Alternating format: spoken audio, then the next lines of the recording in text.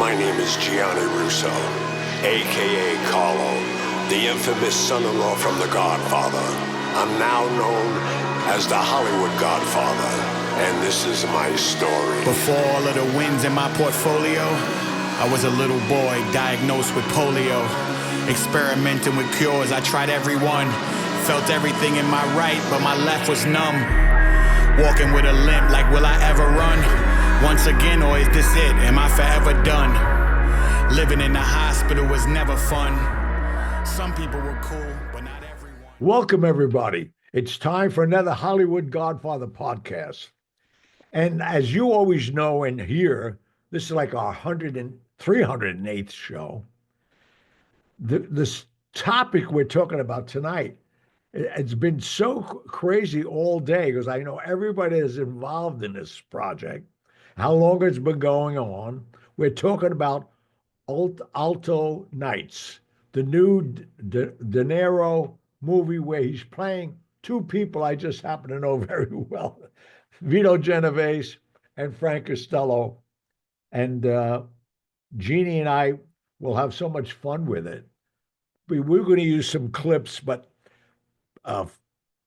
both Barry Levinson, who directed this film, and Nick Pileggi, who wrote it, they can't allow us to use the clips until it airs in the theater. And even my own show that I did on the 18th for Fox that's coming out, but we'll get on into that. But anyway, that's what the show is about. Let me bring our gorgeous co-host on, and we can start talking. Jeannie Raymond, my darling, how are you? Hello, I'm so good. It's the best part of my Mondays, that's for sure. I'm happy to see you. You're always in such a good mood. I've been kind of ornery all day, dealing with government position. I am so lucky. Today I made an amazing deal on a company that I've owned for years now. And I finally got the most, I have to say probably the biggest distributor in the world. And well, I don't want to talk about that now. Let's talk about what we're here to do. All right. This month, March, which is so funny because people don't know, there's a movie coming out, Alto Nights. Mm-hmm. And it was originally called Wise Guy. Nobody knows that. Oh, wow. And the movie was finished in 2023. Oh, it's... So that tells me right away, because I've been in the film business before, the movie must stink. Because that's what the studios do. When they have the money, they'll hold it. Hopefully, it's a great movie, because Barry Levinson directed it. Nick Pileggi, who basically gave me forwards even on my book. I know Nick Pileggi, and we all know him from Casino. We all know him from, this is like a part of a trilogy. This is the third movie that he's done, all about the mob. Oh, wow. And De Niro is playing both characters. I've had so much conversation with Bobby about these characters long before he was going to make them. Now I know what he was doing. And you know, he loves to pick people's brains. Right. But the funniest thing is that we're talking about two major characters in the crime world. And Vito Genovese tried to assassinate Frank Costello. May 2nd. Wow. I knew there was a assassination attempt, but I didn't know it was him. No, that's what I'm saying. That's what's so crazy. On May 2nd, 1957, he had Chin Gigante, who I knew Chin, who then became the boss after he died. He became the boss of the Genovese family. And he used to fake his insanity. He always only wore pajamas on the streets. His older brother was a priest. I mean, I know every character in this thing since real. I went to work for Costello in April. of 57. I saw him every day. And the day on May 3rd, I saw him, he had bandages around his head, and he still had his fedora on. And I heard all over the news what happened. They shot him the night before outside his apartment building. Because one thing about Costello, you could set your clock on what this guy does. He always went home for dinner at 6 o'clock. He always left the club, meaning the Copacabana that he owned, and he lived right up the block. He always left between 10 and 10:30 to go home. He was a very loyal husband to Loretta. So, and now here we are, De Niro. You're talking about Barry Levinson, one of the best directors in the world. One of the best screenwriters in the world was Nick Pileggi. And they make this movie, and I've been waiting. And when they made the movie, I was still talking to Bobby De Niro. I don't talk to him anymore. He's too nuts. The man has flipped out. And when he starts talking about my friend Trump, I don't know. I mean, I like Trump, and it's very hard to sometimes, because he's nuts. He's Trump. Right. Well, Bobby gets so F this, F that. I can't do it. And I told him, I said, Bobby, I can't talk to you no more. yeah, that's wild. That's what they say. Don't talk about what? Church and religion. I know there's something else. Isn't there the three things you're not supposed to talk about? And politics. And Paul. Oh, yeah. There you go. Yeah. That's the thing. Oh, and you know what it is, because basically when you pick out those three things, that's your preference. That's your privilege. That's the democratic way. What I like, and you don't like. No problem. Right. Well, and it's funny because I've had friends that I worked with, and I guess a couple of them got into a little spat on Facebook. It was over Trump or something like that, and I just thought, oh, you got to be kidding me. I don't want anybody to ever come between me and my friends, especially somebody that that I have no even working relationship with. But that makes sense if you've got such strong somebody that's got so much to say and you don't want to hear it. That's probably a good reason to keep those three things out of your friendships if you have. Oh yeah. And it's. But again, in reflecting on that, there's certain privileges that are yours. Right. And whatever your beliefs are, if I'm truly your friend, I go along with them, tolerate it, don't have to talk about it. Exactly. And just keep the friendship going. Right. Anyway. Well, exactly. Well, let me ask you, we've had, when I first heard about this show is when we had that darling Catherine Narducci on the show. Right. And so I've been excited. I know I've asked you several times about different things about it, and you keep saying it's the movie business and it's going to take a long time. So I am looking forward to watching. Well, Catherine played Vito Genovese's wife. Yeah. And then Deborah Messing does she play Costello's wife? Yes. I can't wait It's interesting, but I mean, I don't know. I know Barry Levinson for so many, many years. And I don't know why. And I'm interested to see the movie. I saw the clips already. I saw the makeup. I saw everything. But the thing is, to me, why do you want to use one actor? That's what I was going to ask you if you knew that. I don't know. It's if it's well received, that's got to be well, I watched some scenes. For him, right? If it's they're actually in the same scenes together, sitting on side by side. They shoot it that way. He'll get on that side, do that, then he'll answer the question. And I mean, that's got to be so nerve-wracking. Oh yeah. Because now you got he runs all his lines talking to the director. That the director takes the place on the other side, and he goes into makeup, transitions into Costello, and does. That's crazy. I know. So that's why I'm thinking this is Academy Award winning stuff for Best Actor or Most Or Fancy the stuff. worst film in the world. Well, the thing about it is, Gianni, these people so well, you'll either think they portrayed them masterfully or you'll think it's ridiculous, which is going to be hard. You're going to be the hardest audience because you No, are but so I'm not going to judge it that way because, like you just said, I know both the guys. right. I knew even Chin got made after that. And Yeah. what's so funny, which most people don't know, after he shot Costello, it wasn't too much longer that I'm meeting Costello down in Peacock Alley, and maybe it was like a week or 2 weeks later.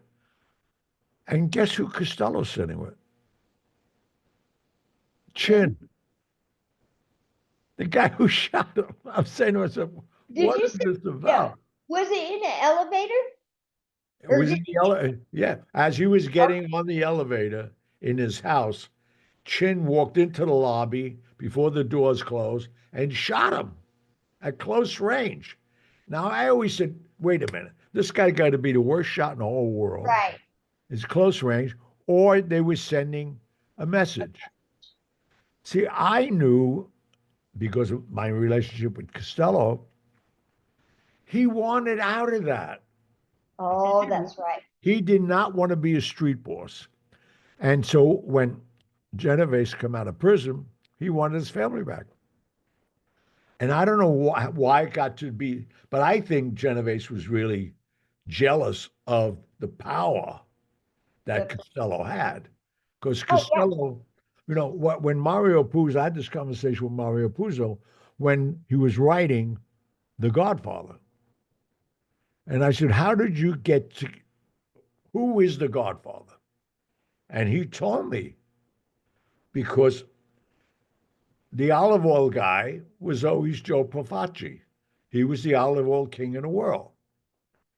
And who had all the lawyers and politicians in their pockets was Frank Costello. And Joe Profaci and Costello did not represent the character of Vito Corleone. That was Gambino. So he took the three of them and made one Don who controlled the olive oil, who controlled the politicians, and had the street power because Gambino was the strongest boss ever. He had 5,000 made men in his gang alone, just his. Forget the other four families. Are you kidding me? That was the largest crime family ever. No, that's 5,000? 5,000. And where were they? Well, I know Vegas. Was it? No, but I mean, he was networked all over. The main headquarters, obviously, was 247 Mulberry Street, the Ravenite, which always was.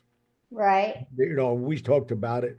When I got out of the hospital, Dolores arranged me to go to the Ravenite.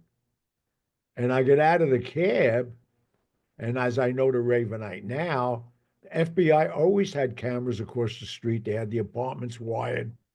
And I get out of the cab at 12 years of age, still a gimp. And who's on the street welcoming me back to the neighborhood? I've been there 5 years because I had polio. And they were all kissing me and hugging me like I was a made guy. And I reflect on it now saying, I wonder what the FBI was thinking Who's when this little cripple kid? comes out of a cab and they were all kissing me. I'm talking about, Carlo Gambino's hugging and kissing me. Then I was passed down to Only de la Croca, who was the underboss. Then it was Buddy LaForte. Well, I mean, all the major guys were on the sidewalk welcoming me back to the neighborhood. And I'm saying to myself, what is this about? And then fortunately, I spotted my grandfather sitting behind all of them on a bench where he always sat. And when I sat down, I said, Grandpa, what's going on here? He said, well, I never thought I'd be talking to you about this at your age. And that's when he let me know about my uncle. And my uncle was the boss of bosses in Sicily. And he sent them all here. My uncle never came. In fact, a couple of my family members in 1949 were hung in Sicily and left on the streets hanging until the buzzards picked them apart Oh, God. to send the message that the mob is over. We're taking them down. And it would never happen, obviously. But so, I Holy mean, it was such a strange thing. And like, even in the last few months of knowing what was going on, and then I did a special, which I didn't even mention that, for Fox, that's airing March 18th this month. I cannot wait. I cannot wait. Well, we got to take a quick commercial. Let's take a quick commercial and you start telling us about that when we get back. We'll be right back. And what am I promoting right now? We are promoting so many things. Let's promote Corleone Fine Italian Foods. I want you to know we're relaunching the brand. So if you went online and saw the website, that's what's going on. We'll be back up in the next quarter, and you'll be surprised to see what we've done. We made some big transitions, and I just made a deal with one of the best bread companies in the world, Pandosi's. They started the company in 1916. It's run by the four generations ever since. And now we're introducing Corleone fine Italian bread goods made by this family. And I gave them my Nonna's recipe for our pizza bread, our olive bread, and our formaggi bread, plus the Oh, biscottis and the tortarellis. So that's what we're doing. We're rebuilding the brand and relaunching it. So stay tuned, and you will not be disappointed. Believe me. I am a bread fan. So are we. I mean, I love bread.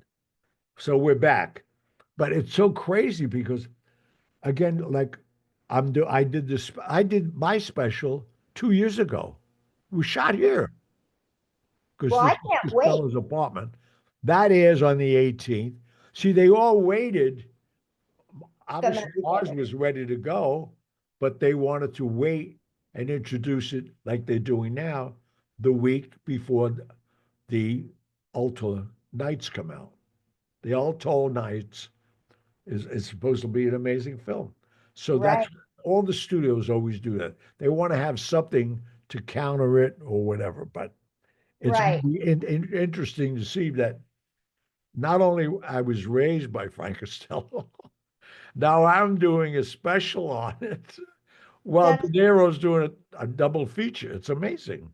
I cannot wait to see that just to learn more about it because I know and it's talked about in this coming up that we'll get to see soon is that how he was more than a father figure to you. I mean, he came along and just Oh kind my of God.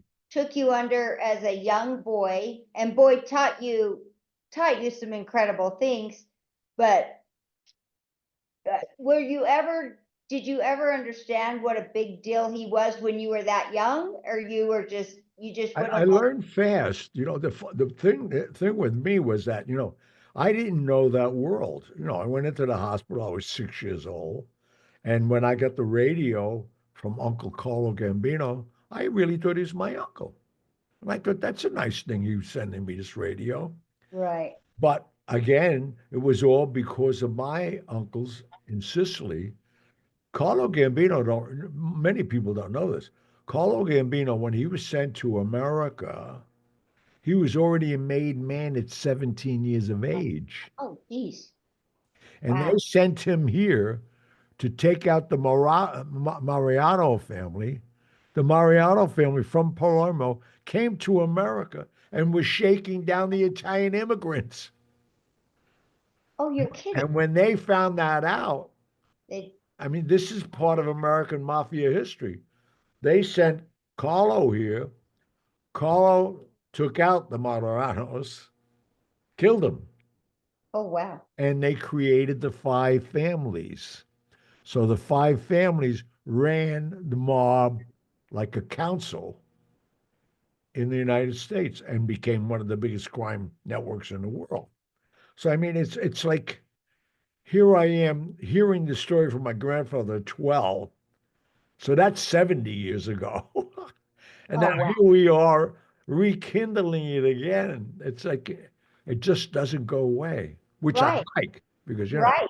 I Well, have it's fascinating, to see the history, and I cannot wait to get to see inside that beautiful place that you live. oh yeah, I they shot our whole thing was shot here. I can't wait. I Oh, can't. I mean, so many people want to tour, and so this is. Did you go through the whole place or all? well, It's some of the rooms I didn't. I have 12 rooms. You know, I, well, I have 12 rooms, and right off my bar and living room, there's a set of drapes, and I have a private suite there. That's 3 rooms. I took a bedroom and made a closet for my clothes. that's wild. So is that all one, or is that Oh part yeah, of? all one. No, it walks. Yeah. Oh no, there's no doors or nothing. No, So it said, it's 2,700 square feet. so I know he left you what, in control of 6 apartments? Are I they have. He left me 6. Yeah. all that size? Oh no, no. Oh, This is the biggest one. No, no. There are okay. 1 bedrooms, some studios, Oh, I got you. two Okay. bedrooms. No, no, no. Sweet. If my wish comes true, and I think it will, I'm going to buy the building soon. Oh, wow. So And tell then me I'll have about, 65 units. oh, geez.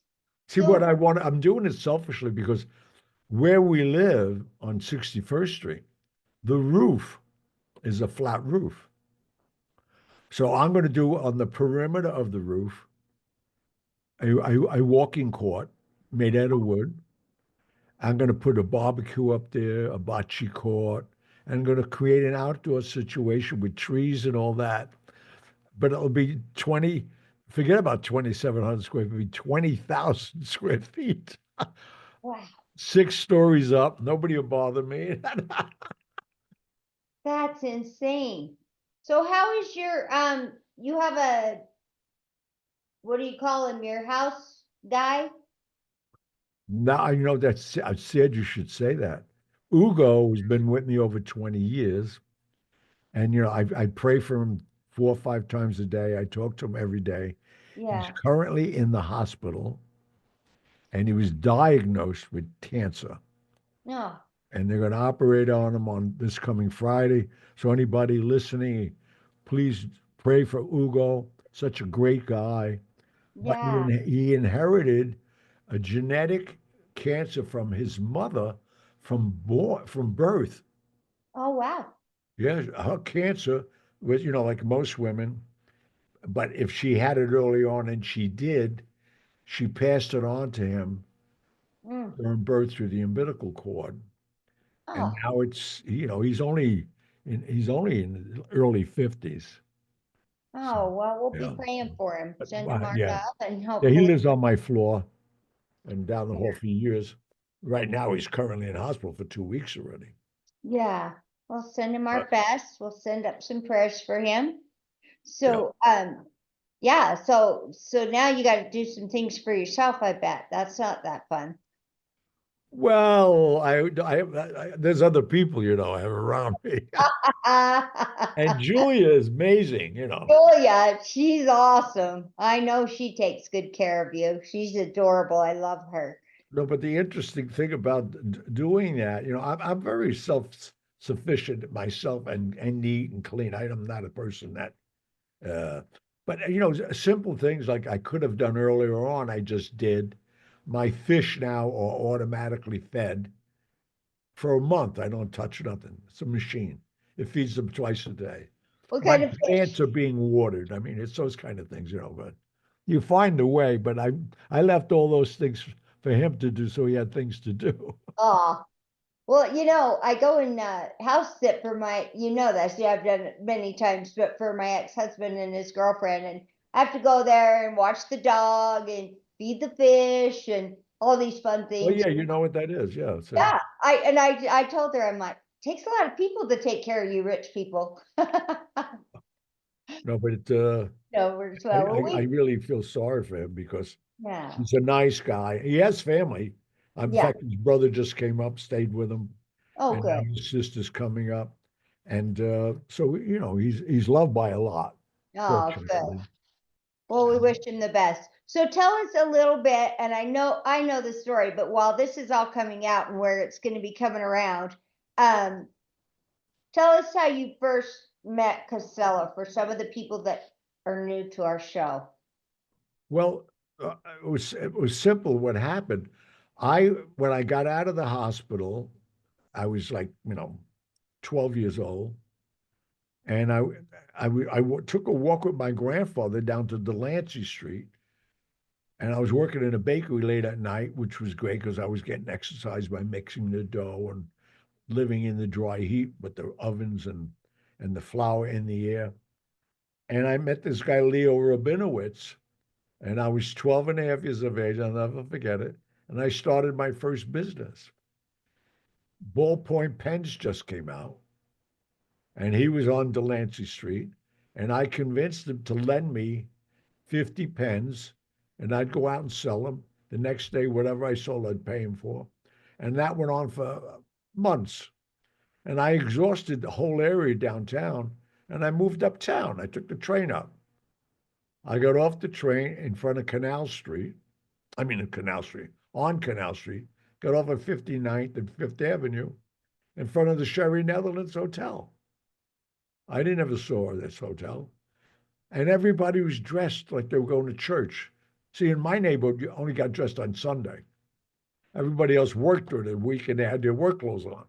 These people were going to mass every day, I thought. I said, wow, look at all these people. They go to church every day. That's how naive I was. And that's how I met Costello. He used to go in the Sherry Netherlands every day for 10 or 15 minutes. I said, what's he doing in there? After a while, I got curious.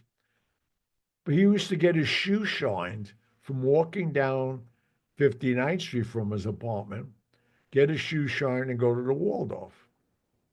And that's how I met him. And then we started talking. And then he asked me my name. And then I told him, and he said, who is Angelo Russo to you? And I said, that's my great uncle in Sicily. And only to find out my great uncle sent his mother and father from Sicily to America. So Isn't he that felt, wild? What a small world. right? And he just took it upon himself to, because he thought, that, I was living on the streets, and I was. In fact, Yeah. when he asked me to meet him at the Waldorf Astoria, did I know where it was? I said, Mr. Costello, I know where every public bathroom is in the world. I live on the streets. He couldn't believe it. That's wild. But Well, I was I with know him till 73, till he died. that's so wild. Well, I know some of the clips that they're talking about.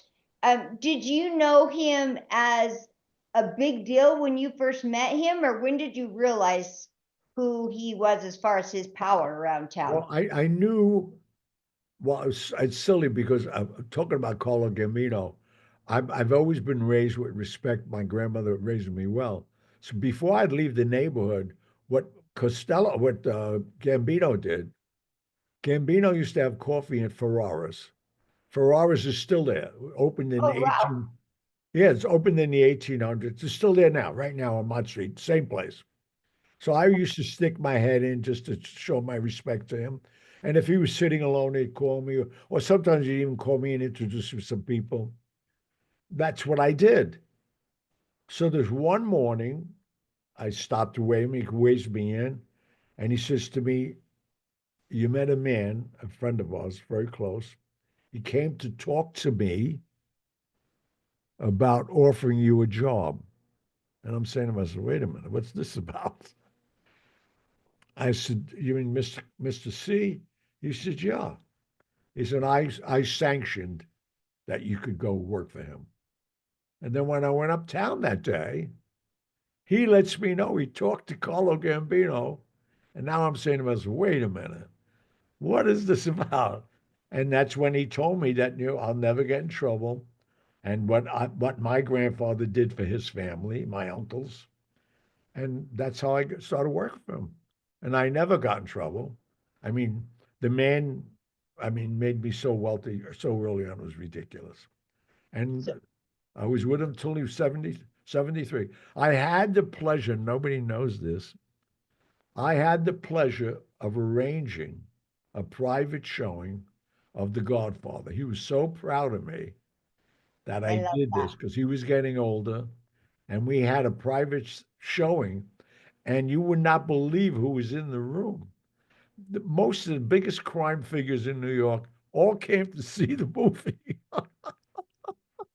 That's wild. That's wild. That's, it's so wild to think of your life, and here you live in this incredible place. And, a lot of people, it's, I'm sure they think, oh, all these stories can't be true, but you're living in the place. I mean, Well, of course but I it's mean, true. this is only one place. My house in Sicily, forget about it. You never know. I mean, you couldn't believe it. Oh, I have five other houses. Fortunate, I have families. My kids. My kids were They're living in, everywhere. an 8,000 square foot house up on Mulholland. I've been very lucky, but I do big business. I mean, Right, my businesses are legitimate, straight business. I mean, right. I've done some things in the gray area, but not totally black. Yeah. Well, and you've done the thing about it is you use when there's kids now doing such mindless things, and I'm guilty of it myself. I mean, I'll stick a podcast in my ear and go out, do yard work, do anything, and but you were stuck in a bed and for so long, learn to just calm yourself, apparently, or you'd be insane. Um, and I just think of all the things that you just learned as a kid that some kids will never learn. They Well, won't that's learn to be, actually street knowledge to me, if you use it right. Most people go the other way and they get caught up in the mob and violence and whatever else goes yeah, on. But thank God for the people like Costello and Gambino. They And even later on, I got very close to Tony Accardo in Chicago. He was the boss of the syndicate there. So, when you go through my life and you say the people, Nick D'Onofrio in Detroit and the Savellas in Kansas City, I knew every mob guy in the world, and I didn't realize why. They all knew my uncles, and my uncles were running Sicily. That was the core of it. So I can't even take the credit for it. I got respect from them. yeah. I didn't earn it from these other people, but because I have the family name, and I never used it, abused it. Never. I mean, it's crazy. Well, it sounds like you never had to because of the respect that, well, because you weren't a jerk, but it was just a respect for your family. No, but not only that, with what you just said, I really made it a point not to become part of that life. Yeah. I didn't, I mean, I mean, people who know me, I've taken out a couple of people. I don't mean for dinner. I took them out, killed them. But and I remember having a conversation with Pope John Paul because he knew me well, and I got to know him while I was working with the Vatican on certain things. And he said to me, "How do you justify all the things you've done?" I said, "Are you talking about some of the incidents that I've had criminally?" They said, "Yeah." I said, "Well, and imagine me telling a pope, I'm in Oh, my, I'm in my 20s." I said, "I'm doing the Lord's work." He said, "What?" I said, "Think about it. Everybody that I took out, one was a pedophile, one was a yeah, major drug lord, another one was another killer." I said, "I'm right. getting rid of the garbage." Well, honestly, that guy in your club, Oh my how many God. people had he probably hurt, or would he have Oh, hurt? I oh mean, yeah. I'm Well, sure the girl that you saved that night was thankful for it. Lois Manis, she's still alive. Oh, She's you know not her, dead. Lois Manis? Is that what Lois Manis, yes, she was a cocktail waitress from Stardust Hotel. You know me, I don't forget that then. I No, didn't know. Oh, yeah. I mean, she had to be very grateful. Plus, but yeah, he drew first blood, right? He cut you first. So, that's it. I've always I learned one thing in life, and lawyers told me, and some mob people. If it's justified, take them out, John. I don't care who they're with. If they attack you, I say, okay. And that's all I ever had to know. I had wise guys pick on me. I had people threaten me. But once they did it and tried to hurt me, that was it. Well, and that's the thing. It's when they talk about vigilantes and stuff like that, I'm like, there's certain situations where, I mean, it's not like you're out mowing people down. There's situations where you're fighting for your life. So, Well, recently, like, what's going on in the streets of New York? oh, yeah, 4 people tried to rob me already. I mean, I yeah. didn't kill them, but I know I crippled a couple of them. They felt it when they walked away. So, there was some things about that show that we know are coming. Tell us about the wire rooms. Well, the wire rooms were, well, I live in one. My bedroom was a wire room. My bedroom had 20 phones in there. And what Oh, I did when I remodeled it years ago, I left all the Alexander Graham Bell boxes from the 30s and 40s in my closets. So I always thought I would use it someday and maybe shoot a movie here and make it a wire room again. You're oh not my going to get God. that stuff. Yeah, but it's just, I love those old things. That's so funny oh, because me there's some too. things you just keep and you're like, what am I ever going to do with this? Well, maybe something, so I'll keep it. But those are It's so cool. funny. Today, I was sitting at the end of that table, going through some of my scrapbooks. There's people, when they come in, they like to go through the scrapbooks. Oh, yeah. And I was sitting here reminiscing. I'm saying to myself, you know, I'm the oldest thing in this apartment now. You're so funny. I got here when I was 12 and a half, 13 years of age. I've been here ever since. And now That, I'm the oldest thing here. That's so crazy. that is wild. So the wire rooms, that's where they did betting, right? They took bets?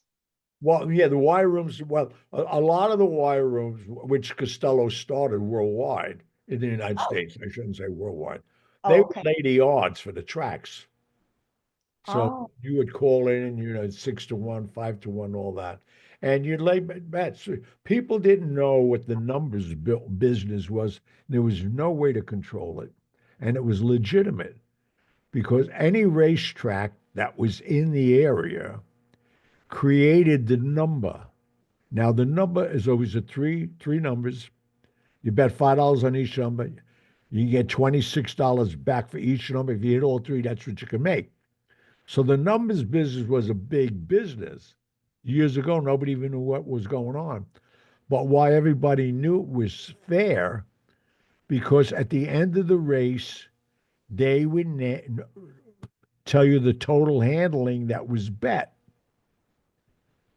So the last three numbers was the number every 8 to 14 minutes for 10 times a day.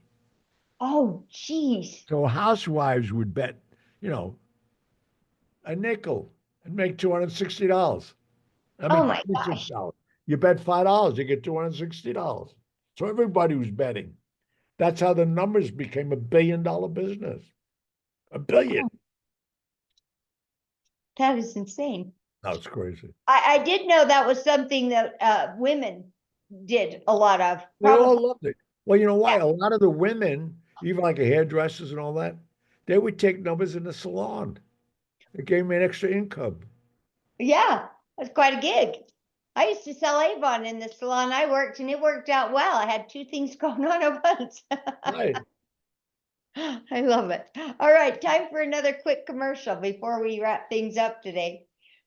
All right. The last commercial we're going to talk about is that, what we're doing. Watch, this 18th, the Fox special. I have another book coming out, which I'm very happy about in September, called Mafia Secrets with Michael Benson, a major book. And we have all these new products coming out for the Corleone line. And in the second quarter of this year, you'll start seeing the breads and all of that. And support it and enjoy it. That's right. Another thing, I mean, you are all over the map doing all sorts of appearances. So you are a mover and a shaker. I'm telling you that right now. You are Lovely. all over the place. I love it. I absolutely love it. You know, Go. where can you, like I get on a train or I get on a plane and I do an 80-minute show, get a lot of money for it, please people, and come home. And what's wrong with that? Well, and the thing about you, Gianni, is you, no matter where you go, it's one thing after another. The minute you get somewhere, there's people saying, "Hey, come here, come here, come here." You just are getting more and more gigs every time you go out the door, Why not? all over the place. It's crazy. I've Um, never, every time you step out into public, they're grabbing you to do a different thing. I think it's fantastic. but you know, all of that came because of the motion picture The Godfather. You know, it's Oh yeah, 54 years ago. That I mean, I'm selling out right now, and we've just put the ad up for the Lark Theater in Dublin, January 2nd. They called me up. They said the tickets are going so fast. Would you do another day? I was so going over there to go to a wedding, that's right. family wedding. I think, while I'm there, let me see. That's how my mind thinks. So I'm going there now. Now I'm going to the wedding, and everything's been picked up, my airfare, hotels, and everything else. I'm still leaving with a lot of money after I leave. That's wild. Well, and not only that, it seriously is like every time you're doing something, something more comes along. I know a week or two ago you were out doing stuff and it's like there's it's amazing how many places you're going and you're from what I've known, you've always been busy, but it seems like it's just picking up steam everywhere you go.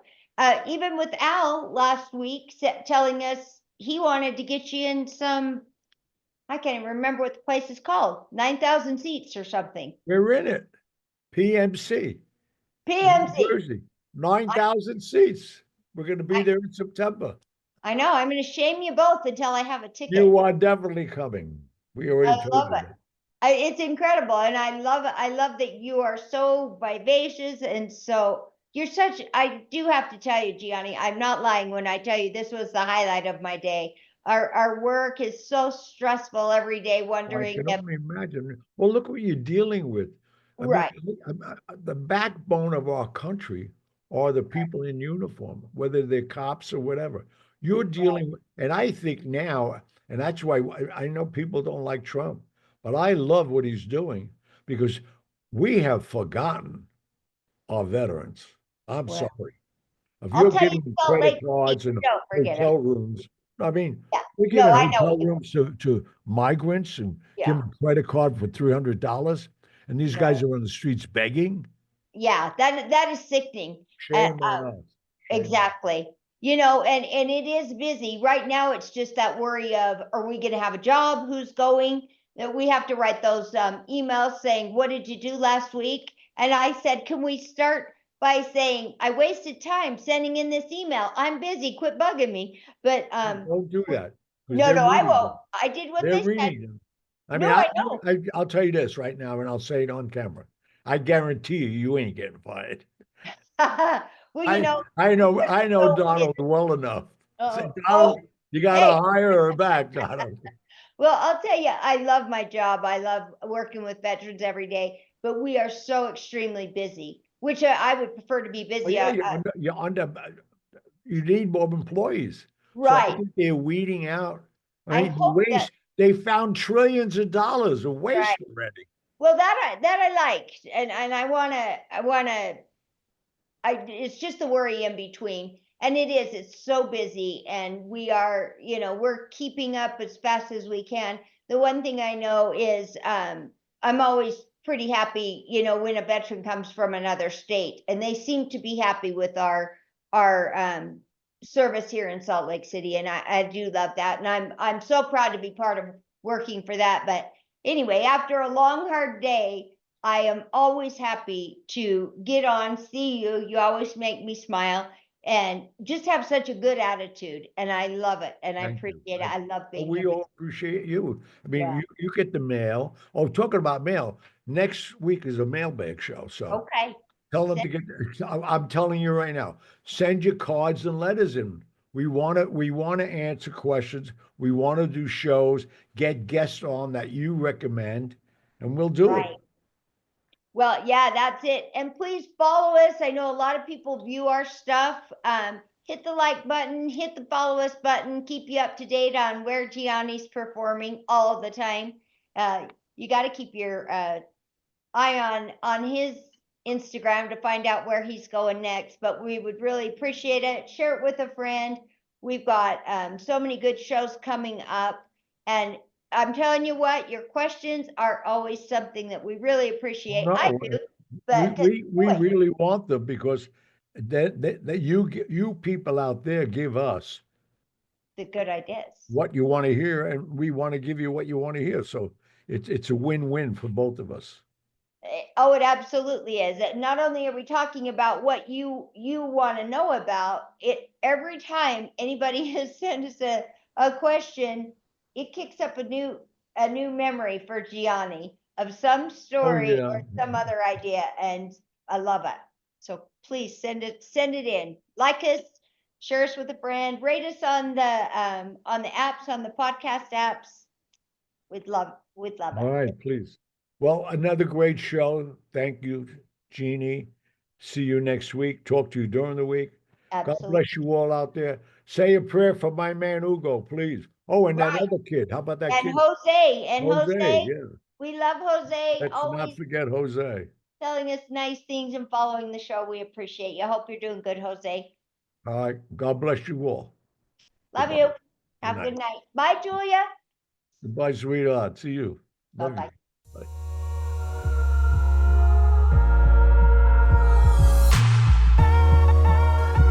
And that was that. And I'll be back.